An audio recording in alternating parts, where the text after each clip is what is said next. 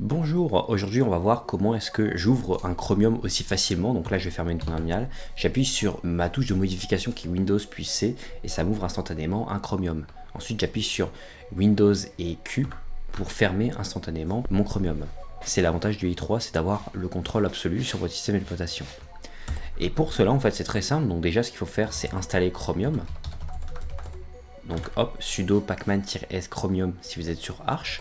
Vous entrez, vous mettez votre mot de passe et vous l'installez.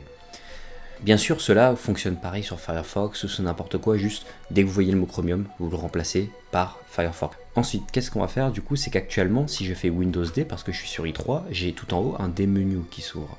Je vais écrire Chromium, je le sélectionne, je fais entrer, ça va m'ouvrir un Chromium.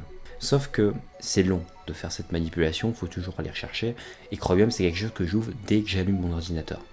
Donc ce que je vais faire, c'est mettre un shortcut pour l'ouvrir. Je vais faire un cd de .config pour aller dans mon dossier de configuration. Ensuite, je vais faire un cd de i3 pour aller dans la configuration de mon environnement qui est i3. Ensuite, je peux faire un ls et on voit que j'ai qu'un fichier qui est config. Donc je vais aller avec vim dedans et je vais rechercher du coup Chromium. Donc vous ne l'avez pas forcément. Et en fait, ce qu'il va falloir faire, c'est simplement ceci. Donc ça va être d'écrire la commande bindsim pour dire qu'on va créer du coup un shortcut. Ensuite, d'utiliser votre touche de modification qui est une variable. Donc moi qui est Windows, ça peut être Alt pour votre côté.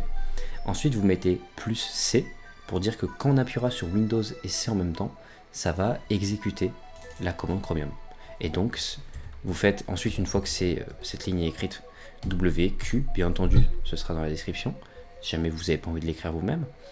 Vous faites Entrer, vous avez sauvegardé, vous pouvez terminer votre terminal, appuyer sur Windows C.